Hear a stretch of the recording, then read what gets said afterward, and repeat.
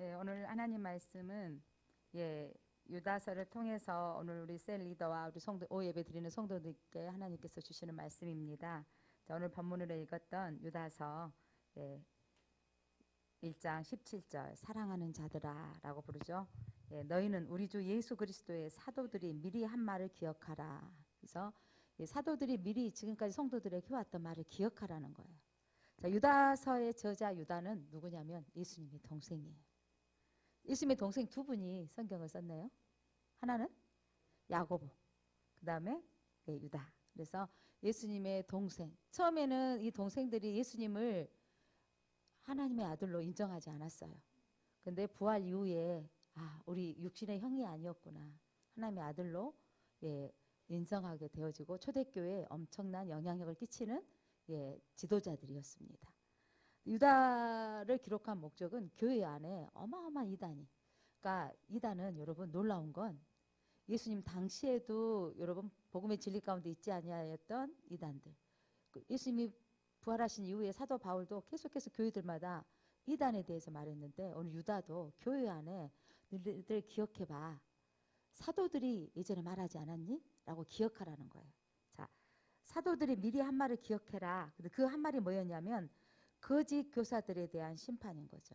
자, 1절에 보면 나는 누구인가, 이 저자가 누구인가를 소개하고 있습니다. 1장 1절 한번 읽어볼까요? 예수 그리스도의 종이요 야고보의 형제인 유다는 부르심을 받은 자, 곧 하나님 아버지 안에서 사랑을 얻고 예수 그리스도를 위하여 지키심을 받은 자들에게 편지하노라. 자, 나는 예수님의 동생이라고 밝히고 싶겠죠. 우리는 얼마나 그 혈연 관계를 강조하고 싶겠어요? 그런데 동생이라고 하지 않고 예수 그리스도의 종이다 그래요. 그리고 그의 또 형제 누구? 야고보, 형제인 유다. 그러니까 야고보는 형제라고 말하는데 예수님 앞에는 감히 형제라고 안 하고 나는 그분의 종입니다. 그러니까 여러분 예수 그리스도를 진짜로 만나면 우리가 모두 예수님 앞에 우리가 종인 것입니다. 그리고 우리는 믿음의 형제입니다. 그래서 그러면서 내가 누구에게 편지하냐면 예수 안에서 사랑을 얻고 하나님 아버지 안에서 사랑을 얻고 예수 그리스도를 위하여 지키심을 받은 자들에게, 그러니까 성도들에게 편지하는데 성도들은 어떤 사람이냐면 하나님 아버지 안에서 사랑을 얻은 자. 하나님 아버지 안에 사랑을 받았습니까? 그리스도를 위하여 지키심을 받은 자. 하나님이 여러분을 지키십니다. 하나님의 택하신 백성을 지키십니다. 그런데 이 지키려고 하는데 사단이 또 그 지킴 속에 호시탐탐 빼내려고 하는 거죠.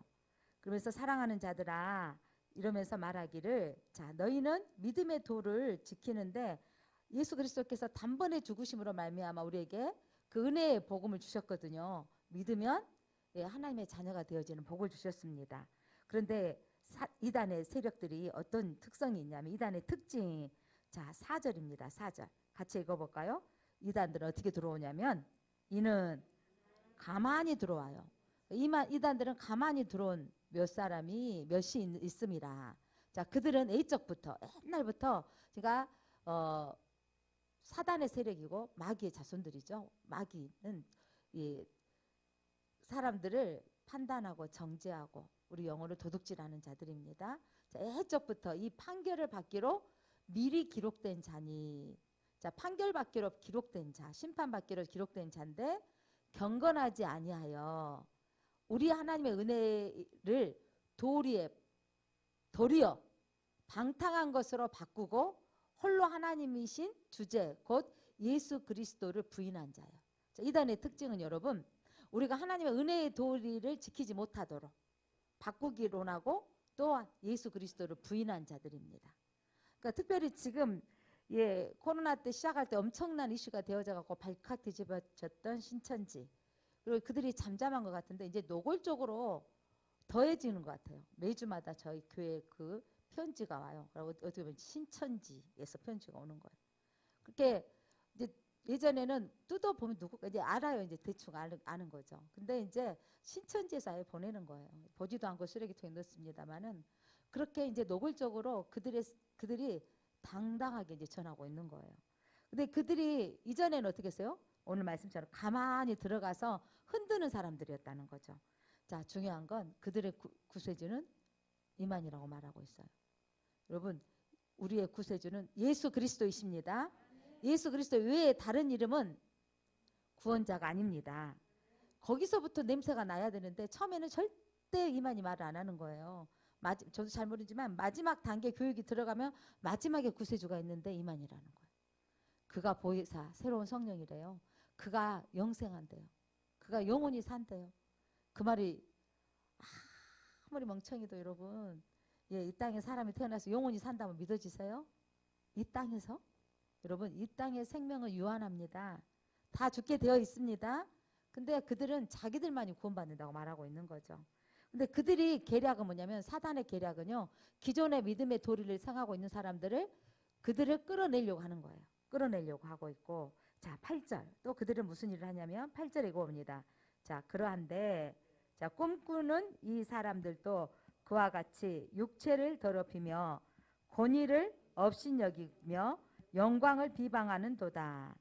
자, 그들이 어떤 사람이냐면, 육체가 원하는 대로 살고, 권위, 영적인 권위를, 그러니까 이단들의 특징이 뭐냐면, 기독교회 목회자들을 그렇게 까요.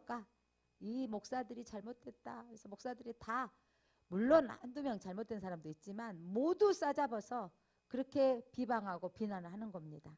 그리고 영광을 비방하는 거예요. 하나님의 영광을 비방하는 거. 교회를 무조건 비방하는 거. 그들이 사단의 특징이고 그렇게 이단들이 특징입니다. 자, 그리고 18절 보겠습니다. 18절 이단의 특징. 자, 그들이 너희에게 말하기를 마지막 때에 자기의 경건하지 않는 정욕대로 행하며 조롱하는 자들이 있으리라 하였나니. 육신의 정욕대로 살면서, 야, 조롱해. 니네 교회에 그렇게 해가지고 뭐 된 거 있어? 이렇게 말하는 거예요. 자기 교회에 뭐 누가 치료되어졌어, 누가 뭐 잘 되어졌어, 막 이러면서 자기 교회만을 자랑하고 이 기존 교회들을 조롱하며 또 비난하는 겁니다. 자, 이단의 특징은요, 기성교회를 모함하고 비난하는 데 있습니다. 그것을 흩어버리고 깨트리려고 하고. 그러니까 작전이 뭐였냐면, 작은 교회들 들어가서 몇 사람이 들어가가지고 그 교회에서 헌신하고 봉사하고 하게 했다가 그 다음에 그 교회를 완전 이단화 만들어버리는 이런 일들이 많이 있었습니다. 자, 오늘 유다를 통해서 하나님이 이 시대에 우리에게 말씀하신 건, 이전에도 말했던 사도들을 통해서 이단이 있을 거라고 말했고 지금 이 시대에도 있습니다. 자, 우리가 살고 있는 이 시대에 우리가 해야 될 일은, 성도들이 또한 셀 리더들이 깨어 있어서 해야 될 일은, 이단이 있다라는 것을 인정하고 또 그들에게 빠지지 않도록 우리가 권해야 되는 것입니다. 자, 그렇게 해서 셀 리더가 해야 되는데, 자, 그때 이 이단들이 나타났던 때가 여러분, 그 사도 바울이 사역했었을 때, 유다가 사역했을 때만 있는 게 아니라 어떤 때도 비방하는 자가 있었냐면, 성경의 구약에 말씀을 가지고 구약에도 그 이단에 속한 자, 하나님의 영을 거스르는 자들을 심판했습니다. 자, 어떤 구약에 이런 사건이 일어났냐면 5절 같이 읽어볼까요? 5절. 너희가 본래 모든 사실을 알고 있으나 내가 너희로 다시 생각나게 하고자 하노라. 무슨 말이냐면, 이제 너희들이 이 사실을 알고 있을 것이다. 예전에 구약에 이런 일이 있지 않았니? 출애굽 때. 자, 주께서 백성을 어디에서? 애굽에서 구원하여 내시고 후에 믿지 아니하는 자들을 멸하셨으며. 자, 출애굽시켜서 하나님이 다 구원 백성으로 삼아 주셨는데 40년 동안에 내려오면서 그들이 광야 가운데 불평했던, 원망했던 그 사람들, 그 1세대는 다 어떻게 하게 하셨어요? 광야에서 심판받게 하셔서 죽게 하셨다는 거예요. 그러면 하나님 말씀대로 거하지 아니하는 건 구약 시대에도 뭐가 있었다? 심판이 있었다라는 말씀이고요. 또한 하나님이 6절 보겠습니다. 어떤 사람에 대한 그 구약의 심판이 있었는지. 6절 시작. 또 자기 주의를 지키지 아니하고 자기 초소를 떠난 천사들을 큰 날의 심판까지 영원한 결박으로 흑암에 가두었으니. 여러분, 마귀는 누가 타락했던 거예요? 천사가 타락한. 그러니까 자기 지위를 지키지 아니하였어요. 천사로 타락한 죄송해요. 천사가 타락한 마귀는 그 주의가 뭔지 아셔요? 천사가 어떤 직분을 감당하고 있던 천사가 마귀로 바뀌었어요? 찬양하는 자. 하나님을 찬양하는 자의 직분을 갖고 사람들이 자기를 영화롭게 여기고 막 받아주니까 이 찬양하는 자가 교만해져. 나도 하나님같이 되겠다 해가지고 타락한 게 천사인 거예요. 죄송해요. 마귀인 거죠. 자, 이 마귀가 하나님께서 어떻게 하신다고요? 그 마귀를 영원한 결박으로 흑암에 가두셨으니, 하나님은 천사를 가두시기도 하시고 그 마귀의 세력을 멸하시는 능력을 가지신 분이 하나님이십니다. 그러니까 여러분, 이 사단의 세력을 두려워하지 마십시오. 무서워하지 마십시오. 하나님이 그들을 가두시고 멸하시겠다고 약속하셨습니다.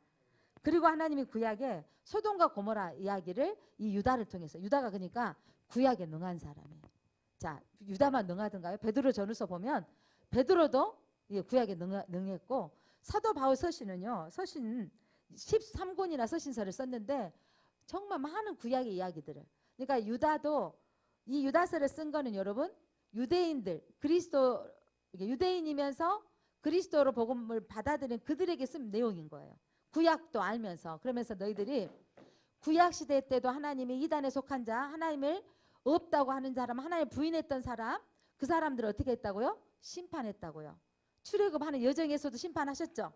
그리고 소돔과 그 이전으로 올라가면 소돔과 고모라 땅도 심판하지 않았니? 그럼 저 이단에 속한 자는 심판받을 자다, 이 말인 거예요. 자, 소돔과 고모라는 어떻게 했는지 7절 한번 읽겠습니다. 시작. 소돔과 고모라와 그 이웃 도시들도 그들과 같은 행동으로 음란하여 다른 육체를 따라 가다가 영원한 불의 형벌을 받음으로 거울이 되었느니라. 자, 소돔과 고모라 땅 또한 그 이웃 도시들도 그들과 같은, 그러니까 소돔과 고모라 땅만 범죄한 게 아니라 그 옆에 주변, 여러분 누구 옆에 있느냐가 그렇게 중요한 거예요. 영적인 사람 옆에 있으면 영적인 말을 자꾸 들어지니까 신앙생활을 하게 되는 거예요. 내가 누구를 만나느냐에 따라서 여러분이 생각이 바뀌어요. 자, 어떤 사람 외모에 막 관심이 있는 사람들 있잖아요. 그런 사람들은 외모에 관심이 있어서 거기에 자꾸 말하는 거죠. 그거에만 관심이 들으면 금방 그게 솔깃솔깃해진다니까요. 그러니까 제가 가끔 설교하고 이렇게 나가면 저희 동생 집사님이 언니 눈이 내려앉았대 이러는 거예요. 내가 그 주간에 계속 눈만 쳐다봐주고 있더라고요. 동생이니까 이렇게 언니 눈이 삼각형이 돼가고 있어요. 자, 이 말하면 여러분 갑자기 제 눈이 삼각형으로 보일 거예요. 그전에 아무 생각 안 했다가, 제가 아무 생각 안 했다가 내 눈이 삼각형이 돼가고 있네. 이렇게 자꾸 보여지는 거예요. 그러면서 이걸 올려봐, 막 이 생각이 들어지는 거예요. 누구의 말을 듣느냐에 따라 그게 중요하더라고. 근데 또 어떤 날이 이런 거예요. 또 지난번에 또 우리 태양이가 4살, 이제 5살인가요? 5살이면 태양이가, 제가 지난번에 뭐 약간 귤색 원피스를 입고 왔는데 태양이 이런 거예요. 5살짜리가. 목사님 오늘 왜 그렇게 이쁘게 입고 왔어요? 이러니까 제가 오늘 그 5살짜리가 이쁘다겠다. 내가 그날 하루 종일 기분이 좋았잖아요. 동생 한마디는 눈이 계속 쳐진 것 같고, 태양이 5살 한마디가 나를 그렇게 기분 좋게 만들더라고요. 그러니까 누구 한마디에 우리가 이렇게 인생이 막 좌우된다니까요. 똑같은 난데도 불구하고 그렇잖아요. 그래서 누가 또 예전에 또 우리 청년들이 이러면서 한 집에 누워서 3명이 눈썹 문신을 했다네요. 그래서 목사님 집으로 초청해서 하면 더 싸요 이러면서 3명이 누워서 했다 그러면서 눈썹 문신의 이야기를 들어주니까 제가 또 여자라 관심이 없을 것 같은데 있어요. 그래서 또 문신을 한번 해봐. 또 막 이렇게 했다가 또 한번 사라졌습니다. 누구의 말을 듣느냐에 따라서 이렇게 제가 목사여도 그게 말에 막 오늘은 갑자기 제가 이쁜 것 같고, 그날 태양이 때문에 제가 오늘 그날 얼마나 행복했는지. 근데 또 어느 날 이렇게 또 누가 한마디 이렇게 또 잊을 때가 있더라니까요. 자, 근데 오늘 말씀해 보니까 소돔과 고모라와 그 이웃 도시들도 그들과 같은 행동으로, 소돔과 고모라 옆 동네에 살다가 물들어 버린 거예요. 저 동네는 어떤 동네예요? 음란한 동네인 거죠. 동성애자들 모여있는 소돔이 여러분, 이 동성애가 거기 근원이 거기서 어원이 거기서부터 출발한다고 해요. 그러니까 동성애는 여러분 지금만 있는 일이 아니라 저 소돔과 고모라도 구약에 있었던 거예요. 그들이 여러분 자기들이 뭐 태어나기를 그렇게 태어났다 하지만 그게 아니라는 거죠. 돌아온 사람들이 고쳐야 될 병이라고 말하고 있어요. 그들이 그냥 그 충동적인 성생활을 하면서 인정해 달라는 거. 이게 소수 인격이냐 이런 부분으로 여러분 우리가 착각하면 큰일 나요. 그러니까 소수 인격으로 우리가 그들을 소수 장애인을 도와야 되고 노인을 우대하고 어린이를 인정해야 되고 이건 괜찮아요. 자기의 성생활에 대해서 인정해 주라는 것은 정말 웃긴 일인 아닌 거예요. 유럽에서는 이제 뭐 동물 수간이라 그러죠. 동물과의 성관계, 또 동물과 결혼 혼인신고까지 했다는 기가 막힌 일이 나오는 거예요.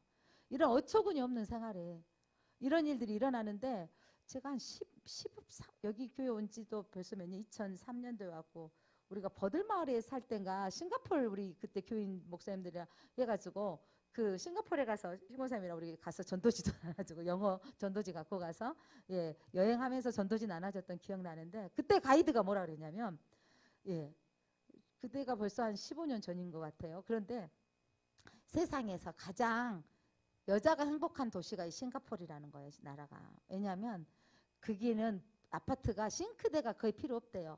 밖에 나가서 다 사 먹는데. 그리고 아이도 낳지 아니하고 한 집의 대부분이 그 애견을 키운다는 거예요. 그러면서 그렇게 여자가 존중받고 개가 존중받는 나라가 여러분 그 여성이 가장 행복한 지수가 높은 곳이라고 하는 거예요. 저도 가끔 저녁에 이렇게 봉암지구 옆에 이렇게 그 길 저희들 천평가 이렇게 운동을 하는데 그러면 아이들 데리고 나온 사람은 거의 없고 이제 강아지 하루에 한 번씩 운동 시켜줘 애들이 스트레스를 안 받는데요. 그렇게 강아지들의 개를 그 운동을 시키는데 저희는 아파트에 깜짝 놀랐어요. 아파트에 개가 나만한 개를 키우는 거예요. 나만한 개. 뭐 이제 털 북실북실하는 개 있잖아요. 또 하얀색이면 또 괜찮더라고.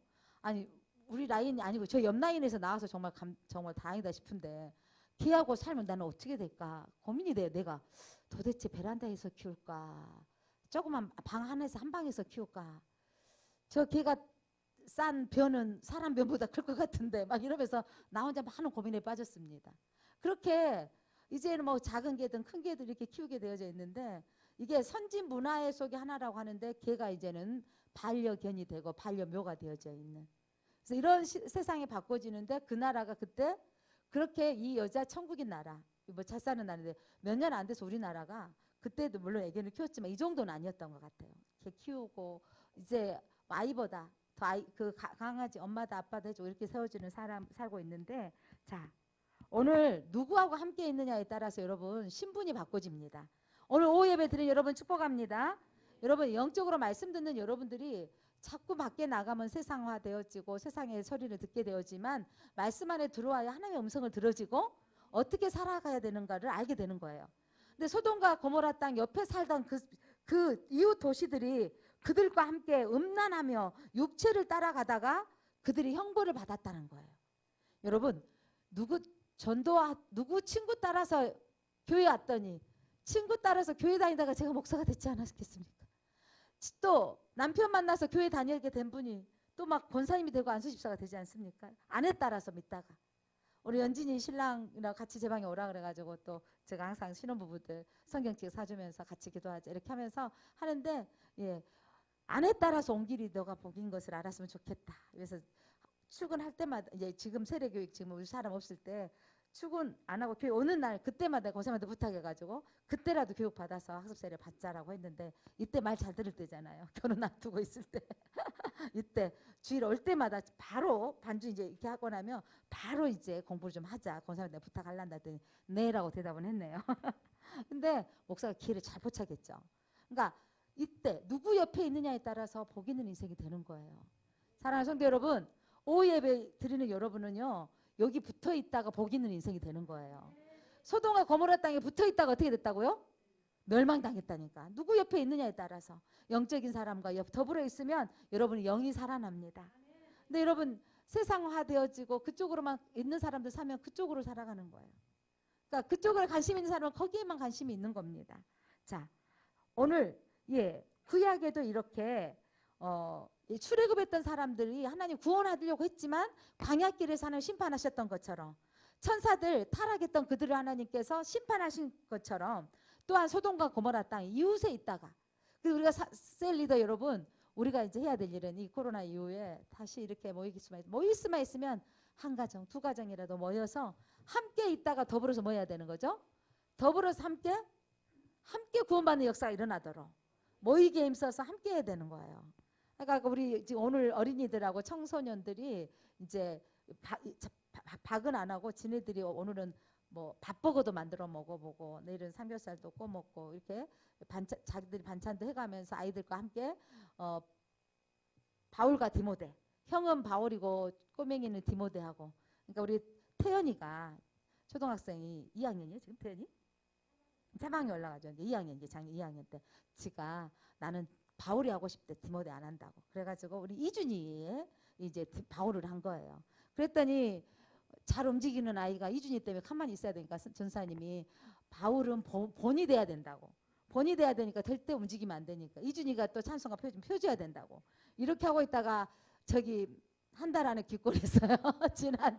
지난주에 와서 전사님 나 싫어요. 나 디모데 할 거예요. 나 힘들어요. 근데 얼마나 이쁜지. 디모데 너무 바울 힘들대요. 가만히 앉아있으려니 이게 얼마나 힘들겠어요. 나 전사님 이제 다시 디모데로 할게요.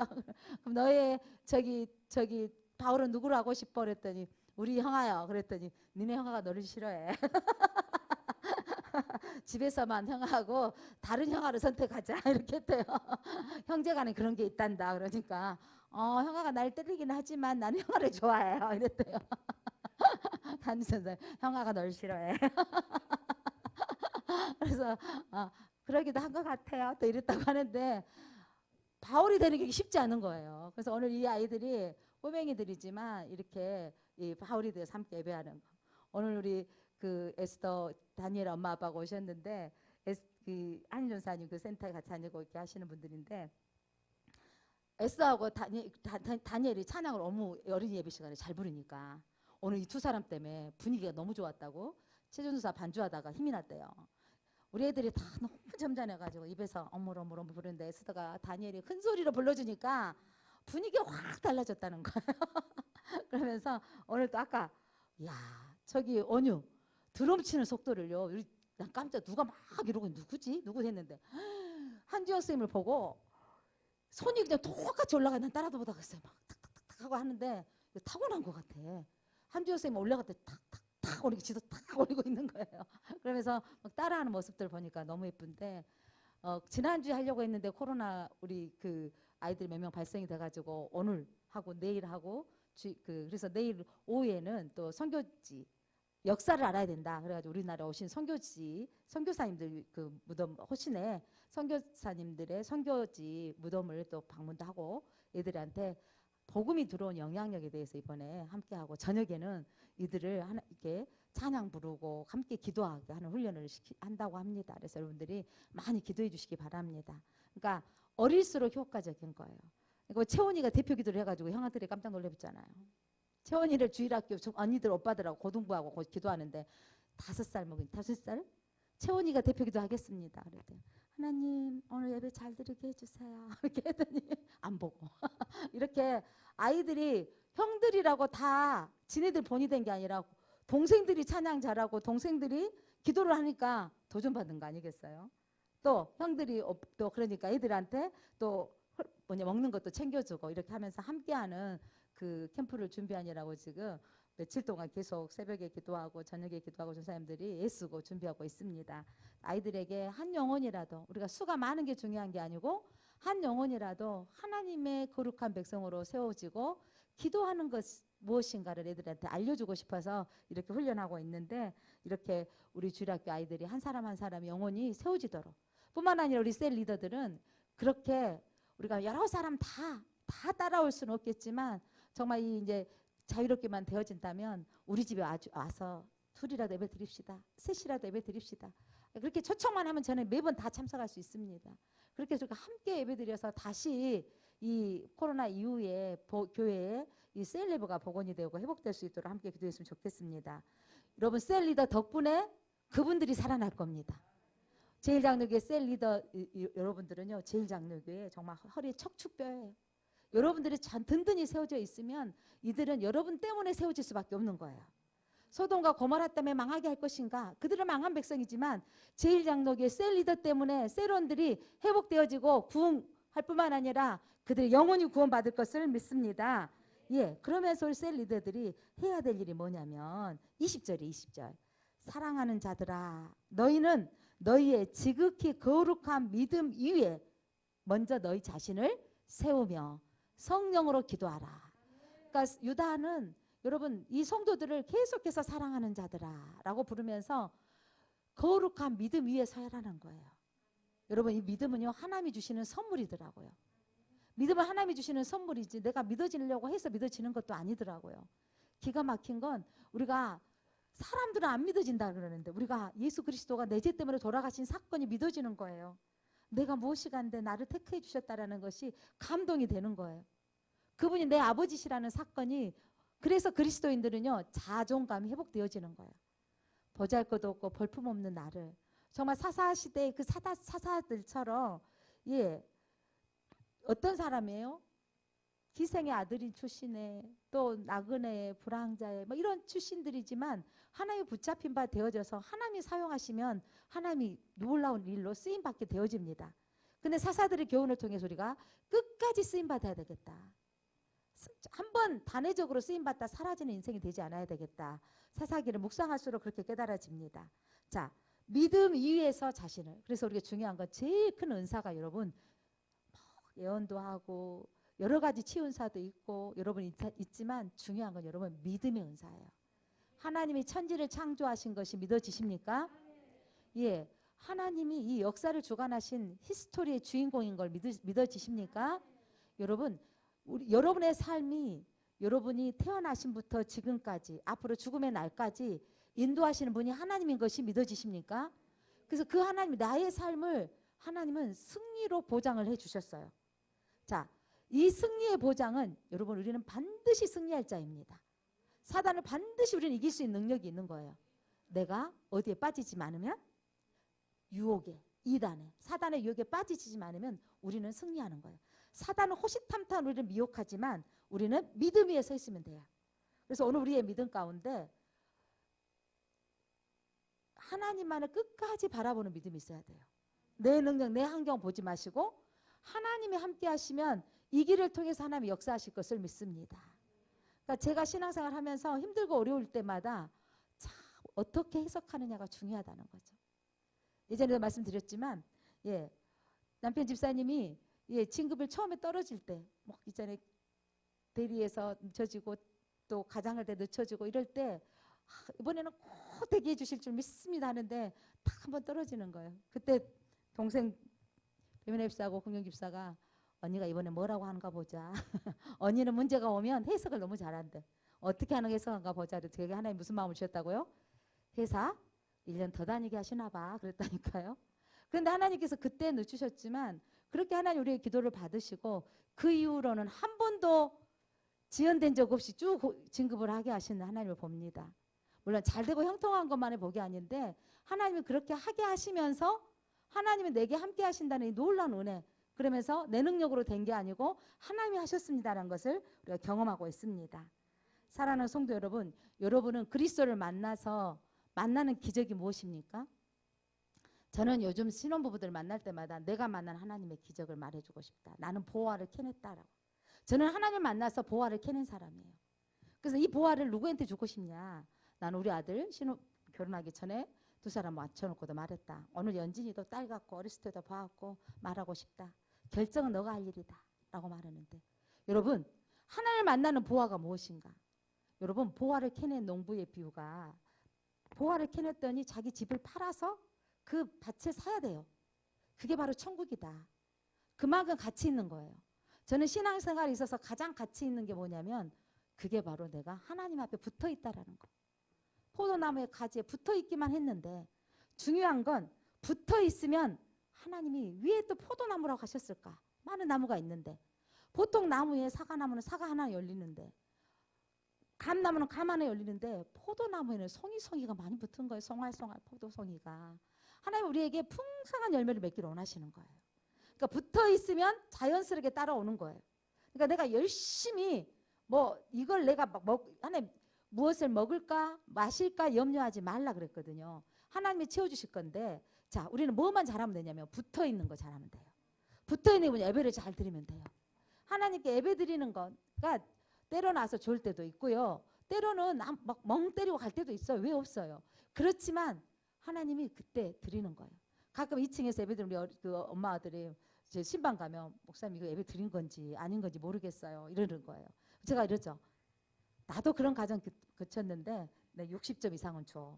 붙어 있기만 하면 근데 그게 훈련이더라.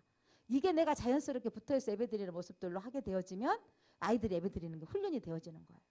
그렇게 훈련되어졌을 때 이제 그 아이들이 또 우리의 대를 이어서 믿음 생활을 하게 되는 겁니다.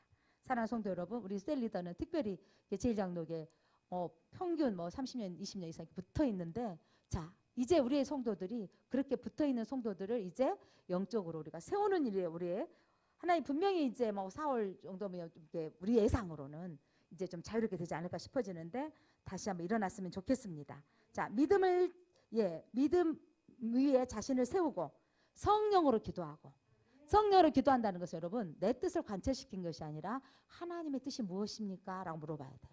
주님의 뜻이 무엇입니까? 라고 물어보고 성령의 인도하심을 받으면 해석이 된다니까요. 삶의 문제 해석을 잘 해야 돼요. 문제 속에서 하나님 해석하게 되어지면 어떤 문제도 여러분 감당할 힘이 생겨지더라고요. 자, 어려운 일이 생겼는데 주님이 이 아픔 속에서도 하나님께서 길을 열어주시더라고요 라고 해석되어지는 거. 그러니까 삶이 끝인 것 같지만 하나님이 그 속에서 또 믿음으로 사는 사람은 그 속에서도 삶에서 일어나서 다른 사람을 세워가는 일들을 충분히 해낼 수 있습니다. 성령으로 기도하시기 바랍니다. 그리고 21절 하나님의 사랑 안에서 자신을 지키며 자기를 하나님의 사랑 안에 늘 자신을 지키며 영생에 이르도록 우리 주 예수 그리스도의 긍휼을 기다리라. 하나님의 때를 기다리시기 바랍니다. 인내하고 기다리시기를 바랍니다. 예, 어떤 의심하는 자들을 긍휼히 여기라. 그런데 신앙생활 하다 보면 아직도 믿음이 언제나 저렇게 안 된가, 와서 와준 것도 고맙다라고 싶어질 때가 있는데 말씀도 안 듣고 저러면 어쩔까 하는데 내가 긍휼함을 받았으니 그를 기다려주라고요. 주님이 나를 기다려 주셨던 것처럼 그들을 긍휼히 여기라고요. 그리고 뿐만 아니라 자 23절 또 어떤 자를 불에서 끌어내어 구원하라. 불이라는 것은 뭐냐, 심판에 들어갈 자들을 끌어내어 구원하라는 거죠. 셀 리더가 우리가 함께 무슨 공문을 보내고 이렇게 서로 이렇게 나눌 때 답장으로 네 해주면 얼마나 좋아요. 이번에 찬양 우리 셀입니다라고 그러면 이번에 못 가겠어요라고 해주면 그것도 고맙더라고요. 그런데 몽몽무답일 때 참 힘들 때가 있으시잖아요. 오늘 뭐라면 말씀하십니다. 긍휼함으로 긍휼히 여기라는 거예요. 기다리라는 거예요. 그분도 이렇게 왜 연락 안 해? 내가 나중에 저도 가끔 옥사지면 상할 때가 있더라고. 왜 문자 있는데 답장 안 해? 그랬더니 미안해서요.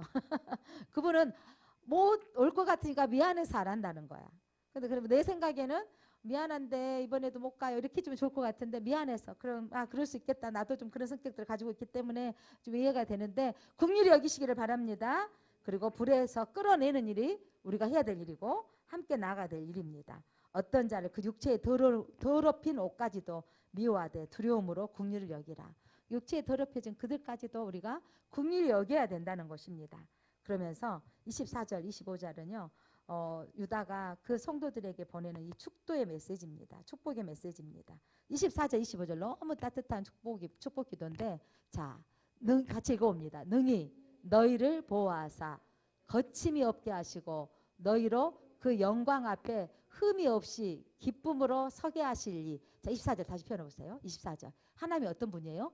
능히 너희를 보호하신 하나님이십니다. 우리에게 거침이 없도록 걸림돌이 없게 하실 분이 하나님이십니다. 너희로 그 영광 앞에서 흠없이 기쁨으로 서게 하실 이가 하나님이십니다. 여러분 우리는 흠투성이지만 가리워져서 하나님 앞에 영광의 보좌 앞에 흠없다 하게 인정받아서 서게 될 자입니다. 내 능력으로는 도저히 하나님 앞에 설 수 없지만 예수 그리스도의 보혈로 가리움 받아서 우리가 하나님 앞에 서게 됩니다. 그 하나님이 자 25절 곧 우리 구주 홀로 하나이신 하나님께 우리 주 예수 그리스도로 말미암아 영광과 위엄과 권력과 권세가 영원 전부터 이제와 지금과 영원토록 있을지어다. 그러니까 홀로 한 분이신 하나님, 그 하나님께서 우리 주 예수 그리스도로 말미암아 중보자이신 예수 그리스도 때문에 우리는 그분 앞에 영광 가운데 갑니다. 예, 그 영광과 위엄과 권력과 권세가 영원 전부터 지금 현재와 또 앞으로 영원토록 있을지어다. 그러니까 목사님들이 서서 축도할 때, 목사가 축도할 때 하나님 축도권을 주셨는데 이제부터 영원히 함께 있을지어다. 이게 축도권이에요. 그러니까 유다가 성도들, 초대교회 성도들에게 편지하길, 너희들 이전에 사도들이 말하지 않았느냐. 교회에는 누가 오기 마련이다? 이단이 있기 마련이고 믿음을 떠난 사람들이 있기 마련이다. 그들을 긍휼히 여기라. 그래서 그들을 긍휼히 여기고 그들을 용납하라는 거예요. 그들을 수용하고 받아들이고 기다리라는 겁니다. 자, 그런데 어떻게 기다리냐? 너가 먼저 믿음에 서라고. 내가 믿음에 서야 그들을 용납할 수 있죠. 내가 믿음을 지켜야 되고 성령으로 기도하시기를 바랍니다. 우리 셀 리더가 한 달에 한 번씩, 우리 셀 리더는 몇째 주, 최소한 한 달에 한 번은 한번 기도해 보자. 올해 한번 목표를 세우고 해봤으면 좋겠습니다. 몇째 주에 나오는 거예요? 셀 리더는 몇째 주입니까? 셋째 주입니까? 넷째 주입니까? 예? 넷째 주. 자, 셀 리더는 다섯째 주죠. 몇째 주예요? 다섯째 주에 제일 셀 리더가 그나마 더 약해요. 왜냐면 셀 리더가 다른 직분을 다 갖고 있기 때문에 셀 리더분은 예배위원이고 셀 리더는 교육위원이고 교육팀이고 이렇게 있기 때문에 그런데 셀 리더들이 그날만큼은 더 한번 나와서 기도하시고 성령으로 기도하시는 우리 성도님들 되시기 바랍니다. 예, 기도하겠습니다. 하나님, 사랑하는 자들아, 셀 리더들아, 우리 주 예수 그리스도의 사도들이 미리 한 말을 기억하라. 내게 맡겨주신 성도들이, 셀원들이 때론 믿음 안에 든든히 세워진 도 있지만 믿음에서 떨어져 나가고 연약한 자도 있다. 그들을 위해서 긍휼히 여기라. 그러기 위해서는 먼저 믿음 위에서 자신을 세우고 성령으로 지키며 그 하나님의 사랑 안에서 자신을 지키며 예수 그리스도의 긍휼을 기다리라. 하나님의 때에 그가 구원되어질 때까지 우리가 그를 위해서 기도하며 섬기는 셀 리더가 되게 하여 주옵소서. 예수님의 이름으로 기도드립니다. 아멘.